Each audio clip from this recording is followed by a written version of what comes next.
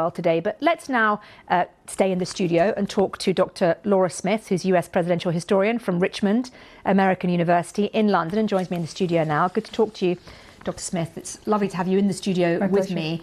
Talk to me a little bit, if you can, about the legacy that Jimmy Carter leaves in the US, because that's one of the things that I suppose many of us will be thinking about through the next few hours. Absolutely, and it's still an open debate in the sense that he really hated being haunted by the fact that he was known more for his successful post-presidency, which was, of course, longer than any other president. He was the longest living president, 50 years post-presidency. So this idea that somehow his one term in office, which was obviously very controversial, he had domestic turmoils, he had the crisis, for the example, the Iran hostage crisis. So this sort of, if you like, this idea of his image and his legacy maybe going through a change now as people look back and see what he actually managed to accomplish in 4 years. We're going to have to see where that lasts in terms of presidential rankings overall. So in a way, what he did after his presidency is almost much more important. I'm not sure he would have seen it that way. His legacy. In informing his legacy, yes. I think that he would have probably agreed that, considering the fact that he was so focused on humanitarian causes as an individual, especially as a post-president who always has the ability to have that sort of microphone on him, he was able to really inform and help on causes that were important without the pressure of trying to craft foreign policy, which is obviously mired in complications. But of course, that being said, he was so successful with the Camp David Accords, which are central to part of his legacy. Talk through those for viewers who may not know what we're talking about. So his Camp David Accords is a Middle East peace that actually stuck, actually lasted, even knock on wood, in our current crises. So for 30 years, Israel and Egypt have been at conflict on and off with each other, and Egypt had never even recognized Israel. When Jimmy Carter brought the leaders to Begin and Sadat to Camp David, he brought them together, got Egypt to recognize Israel. There's that famous three-way handshake between them, and had a peace that has actually lasted. So absolutely, it's a central part of his legacy and tenet of his foreign policy. Let's talk a little bit about the complications within his foreign policy, because he had a complicated relationship with Iran, didn't he, and Iranian policy as well.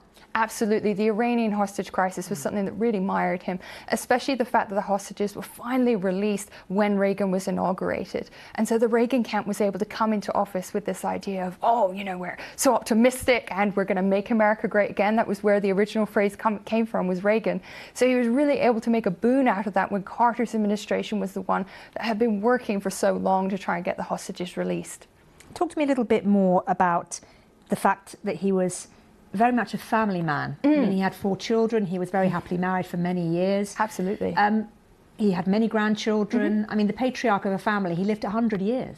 Lived 100 years, and he was also, as you said, a very religious man. So he was a sort of unusual Democrat in our modern sense, obviously from Georgia, very much, as you said, taught Bible school, Sunday school.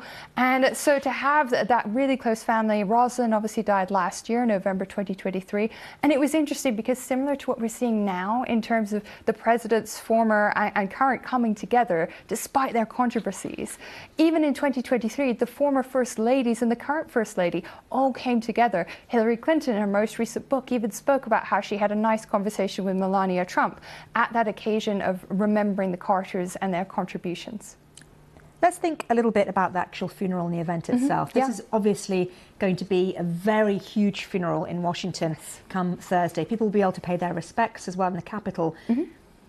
How important is this level of ceremony within American politics? We see it a lot in the UK, but is it as important in America or not? I would almost argue it's more important. And I would just say that just because we the US has a sense of deference that they've never really shaken off. The idea that, if you remember, for example, Obama's State of the Union, someone shouting out, "You lie," was such a big thing because you don't do that to a president. Maybe many presidents wouldn't survive a prime minister's questions. It's very different how we challenge our leaders. But to brave the snow, to come out, to show respect to Jimmy Carter, and to have, and just to give a visual, the National Monument where his funeral is going to be held, you can lay the Washington Monument down in the National Cathedral. That's how big it is in terms of scale. Wow. So it will absolutely be a huge event. And we're seeing the US federal government will be closed for National Day of Mourning. There'll be flags flown at half-mast for 30 days. Yes, for 30 days.